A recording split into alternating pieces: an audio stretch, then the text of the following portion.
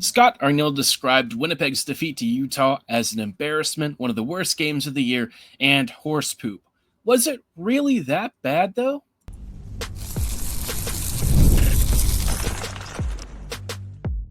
You're Locked On the Hockey Jets, your daily podcast on the Winnipeg Jets, part of the Locked On Podcast Network, your team every day.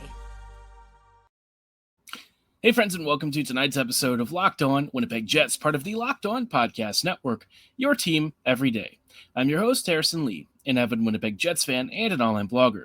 You can follow me on Twitter at HLLivingLoco and at LO_Winnipeg Jets. As always, if you like what you're hearing, be sure to like, follow, and subscribe on all of your favorite podcasting platforms and YouTube. Doing so, of course, is always free of charge and ensures you never miss another episode. Most of all, though, we just love and appreciate your support. Tonight's episode, we are chatting a little bit about, some interesting stuff after Winnipeg versus Utah was a not great game, but, stuff happens, right? We've got a long season. You're going to drop some good results and you're going to have some bad ones. And sometimes the bad ones are particularly stinky, big stinky poo-poo. But Scott Arniel was really hot under the collar after the Utah game. And I want to chat a little bit about that just because I feel like some of the reaction was maybe, I wouldn't say a little overly strong from what we saw against Utah, but we'll chat about that in just a brief moment. Before we go too much further, though, did want to let you know that today's episode is brought to you by FanDuel. From the first whistle to the final drive, FanDuel makes the NFL playoffs even more exciting. Right now, new customers can bet $5 and get $300 in bonus bets if you win your first bet. Visit FanDuel.com to get started. Now, like I said, let's get it out of the way. The Jets versus Utah were bad. There's not really any getting around that. Winnipeg really struggled to show up in this game. And while they were okay and even, at least for the first period and a half or so, as time wore on, the Jets started to just really struggle to string together passes. There were numerous turnovers from guys like Dylan Samberg. You don't really see that often. Neil Pionk was really, really bad, had one of his worst nights. Other guys, the top line was kind of like not really that present for much of the game. It took a switch to have Nick Ehlers back up with Mark Scheifele for the Jets offense to really start going. And so, look, this game was bad. I feel like I've seen worse before earlier this season, but this would probably be one of Winnipeg's top 5 or top 10 losses this season, which, given that they don't have that many, where does that really rank? But I don't know. I just kind of said maybe I am a little softer in my older age, but I wasn't really bothered as much by the Jets, dropping this game. I do think that in the context of sort of the broader themes of Winnipeg struggling to score, that would be my bigger concern. And in this game, they also lost, Adam Lowry for potentially more than just the next couple of games. There's really not been a lot said about his status, but he went down awkwardly into the boards at the end of the first period.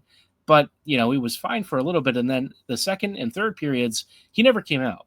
And there was no real announcement of his status. Arniel said he didn't really have an update at the end of yesterday's game. And so I am kind of concerned. Lowry right now is their de facto 2C. He's been, doing really well alongside Ehlers. And, to have him potentially out for any potential extended sequence or ending extended length of time would be a serious problem for the Jets. We just don't have the forward depth and really the center depth to replace him. You're probably going to see Vlad Nemestikov or something instead. And for the Jets, this might actually kick them into gear to start shopping for a center early. Lowry going down is probably one of the few Jets skaters up front that, if he kind of falls away and you don't have somebody to replace him, you are kind of in worst case scenario. Lowry eats up your matchup minutes, he softens up the opposition, and he makes a lot of what Winnipeg's middle six does work, which in turn helps the top line a lot. And so without him, I thought the Jets really started to fall to pieces against Utah, which really sucks because it wasn't like Connor Ingram and net for Utah was all that good. He was shaky. And I thought the Jets had, a really good opportunity to come away with a couple of points here, or even at least just one. But by that point, it was already too late. The Jets were down like 4-0, and so not really much Winnipeg was able to do in the final 20 or so minutes of the game. So, for me, it just kind of it's a bit unfortunate. I thought this whole boomerang part of the schedule was going to go a little bit better. The Jets were kind of playing pretty good hockey recently. And again, you are going to be due for a stinker, but it just feels like, against a team at home that's not very good.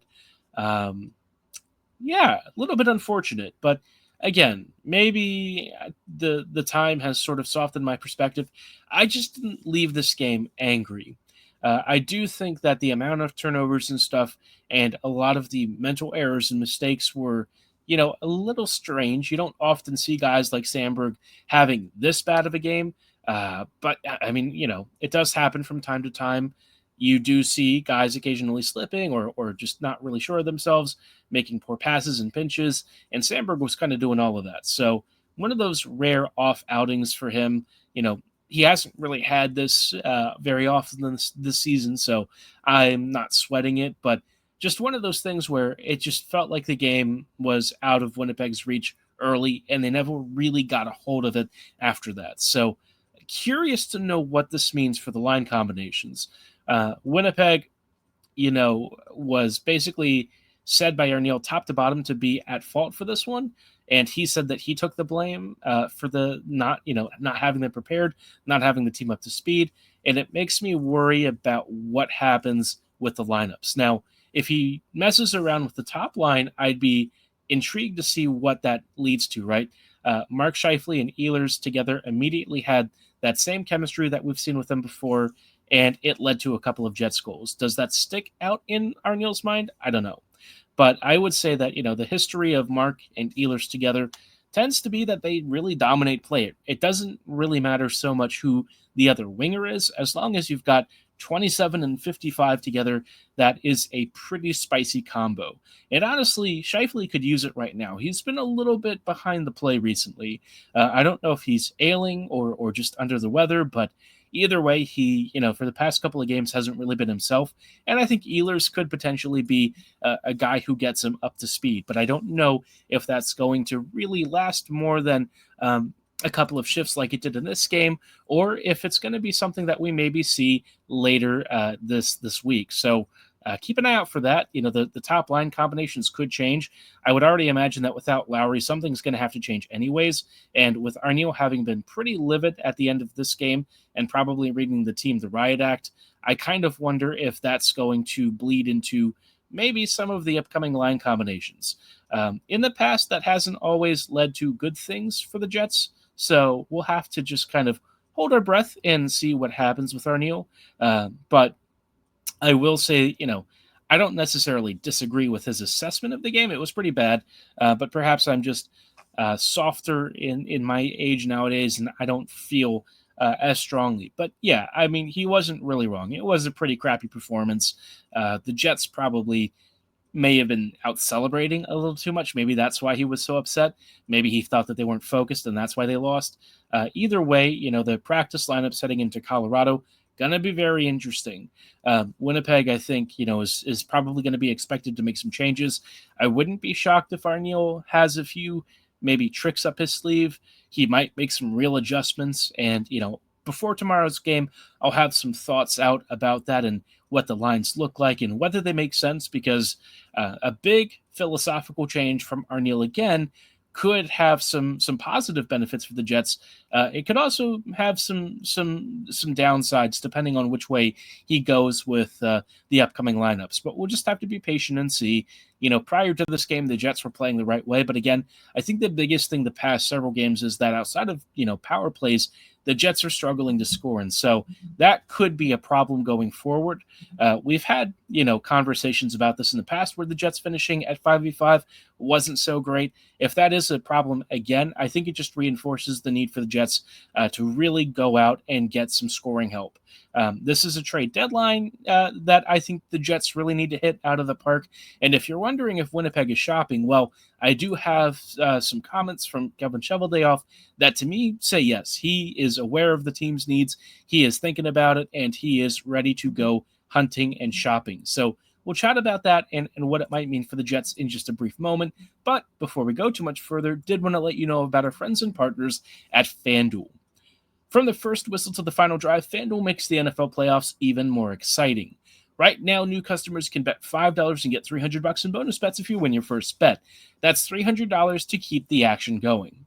Obviously, this upcoming weekend for the NFL playoffs, it's going to be not as fun for me personally. No Ravens football is a real pain, but we do get Bills Chiefs again. And this is going to be an interesting game, right? Allen, one of the top candidates for MVP, against a former MVP caliber player. Maybe Mahomes hasn't been himself this year, but that Kansas City defense is. And if you want to make the most on this, really good opportunity to perhaps have the Bills as underdogs. Maybe you put some, cash down, just $5. You win this bet, you get, $300 back in bonus bets. It's a great offer. And the only way that you can actually take advantage is to go to FanDuel.com to join today. And again, you'll get started with $300 in bonus bets if you win your first $5 bet. That's FanDuel.com. Make this playoff season unforgettable with FanDuel, an official sportsbook partner of the NFL.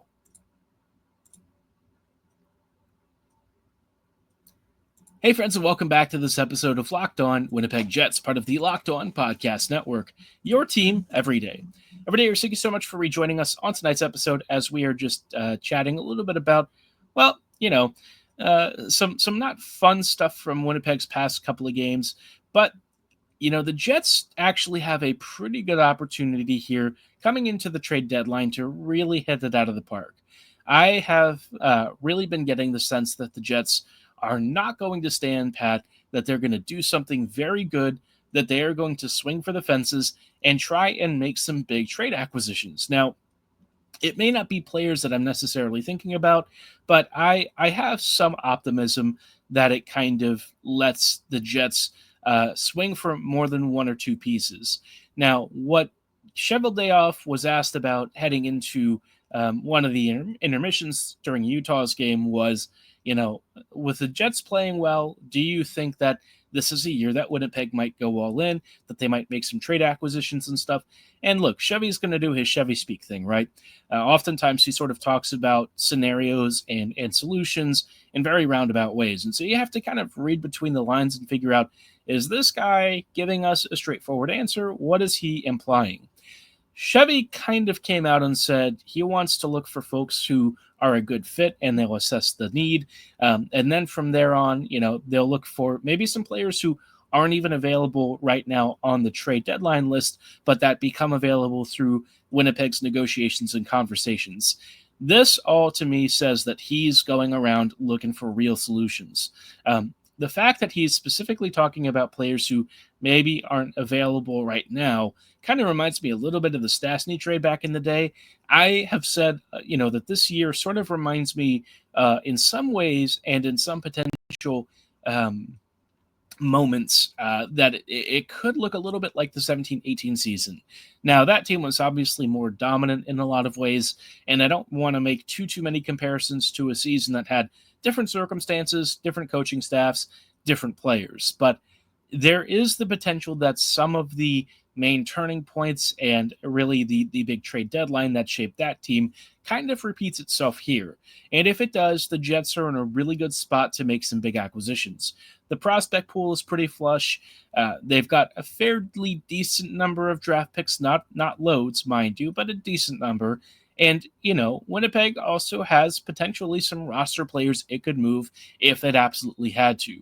I wouldn't be surprised if Cole Perfetti maybe gets floated about there over the next few weeks and months. For me personally, I don't really want to move Perfetti unless there's a really good return. I know that his past couple of months have been a little bit up and down. I think that there's more at work with his game than what people are perhaps seeing. And, I don't want to give up on him too early. I know that, perhaps people were expecting him to make a bigger jump. I know I was, but when I see who he's been playing with and how his game has translated alongside other players when he's paired with more skill, I think it would be premature to try and move him unless the return is really good. And I mean, the return has to be really good. Otherwise, I feel like it's just not going to be worth what he becomes if you are patient and actually give him line mates that match his skill sets. So, in that respect, trying to figure that out should be a bit of a fun puzzle. But for Chevy's part, I think, he's always one of those guys who's usually not going to tip his hand too much. But I think in this case, he's pretty clearly signaling that he's open for business and that he's looking for real options. Part of it he also described, and I don't know if this is the exact interpretation, but I came away from it as him saying he wants to reward the team's efforts.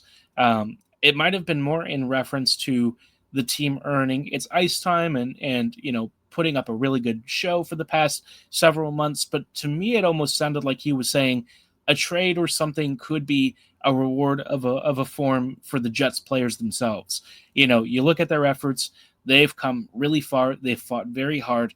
And so making a big deal would actually be a bit of a treat for the team. And that's kind of how I think the Jets have treated it in the past is you put forth a really good first half of a season into the second half, and you get rewarded with big trades. Now, last year's trade deadline was a little, I would say, 50-50 in some ways. In terms of what the Jets spent, not too bad. In terms of what they got back, also not too bad. Toffoli and Monahan were nice additions. And, I think given the prices that they spent, really can't complain about the actual performance. Toffoli really didn't cost much, and his regular season stuff was good, even if the postseason play was not fantastic.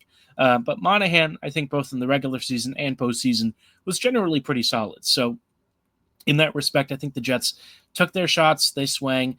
But, I thought, coming into this season, the Jets need to be even more ambitious. Those were good value adds, but I think Winnipeg probably understands they're going to have to do more and seek out something better this time around. They've let Mark Stone, Timo Meier, and guys like that kind of slip through their fingers. This year, they've got really intriguing options. Petrosone is not going to be on the market. It sounds like Elias basically told the Vancouver front office, if it's to be believed, from the reporting, but it does sound like he wants to stay in Vancouver.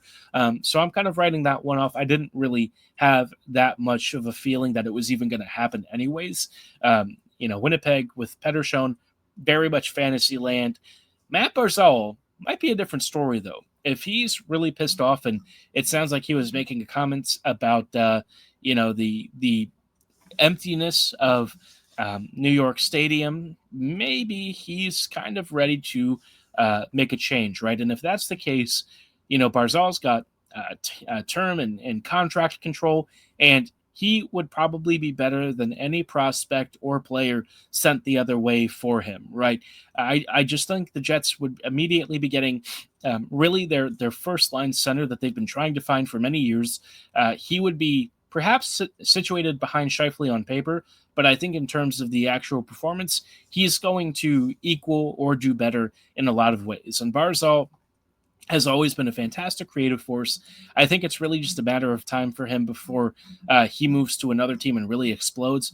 And whoever ends up with him is going to just realize that, the Islanders frankly wasted a lot of his best years.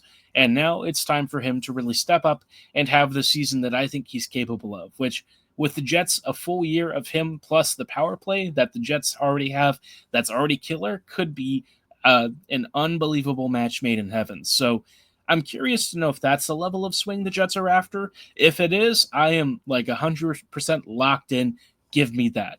If they're looking more at like a Brock Nelson or a Gord or something of that nature, I'm also pretty interested. I would think if you're going that route, you want a couple of pieces, a top 4 defender of some form, one of these middle 6 to top 6 centers. Give yourself, unmatched depth. And the Jets might have to do it sooner than later if Lowry really is hurt for more than a couple of weeks. So that's a little bit disconcerting. Can't say I love that being, the potential news. So we're just going to have to be patient and wait to hear about that. But I will say, from Chevy's comments, and I know that, you do have to kind of read between the lines with him, but I'm encouraged. I think he's understanding the situation. It does sound like he's aware of kind of how the fan base is also feeling. We're all hoping that Winnipeg makes a couple of big swings and really goes for it. And it seems like he's kind of down to do it. And that could be a really good situation for the Jets. But I did mention amidst all of this about the Lowry injury. We also just had earlier today a Shiberkov injury update, not too dissimilar from what I was saying earlier. We'll chat about that in a brief moment and how this is going to potentially, shape the Jets going forward. It seems like that's becoming an increasing theme of the season. We haven't had as many serious injuries as other teams, but we're starting to get hit at a couple of very sensitive spots. And I want to chat about how the Jets are going to respond in just a brief moment. Before we go too much further, though, did want to let you know about our friends and partners at SelectQuote. In sports, having a winning strategy is everything. It's how the best teams make it to the Super Bowl, the World Series, and the Olympics. The same goes for life. Having a strategy like life insurance from SelectQuote can protect your financial legacy and keep your family's future secure. SelectQuote makes it easy to find the perfect life insurance policy. As one of America's leading insurance brokers with nearly 40 years of experience, they've helped over 2 million customers find $700 billion in coverage since 1985. What sets SelectQuote apart is their personal touch. Unlike other brokers that offer one-size-fits-all policies, their licensed agents tailor coverage to fit your unique needs. If you're in good health, you might even qualify for same-day coverage of up to $5 million. No medical exam required, and it's more affordable than you'd think. You can get up to $1 million in coverage for as little as $20 a month. Get the right life insurance for you for less at selectquote.com/LockedOnNHL. Go to selectquote.com/LockedOnNHL today to get started. That's selectquote.com/LockedOnNHL. SelectQuote. They shop, you save.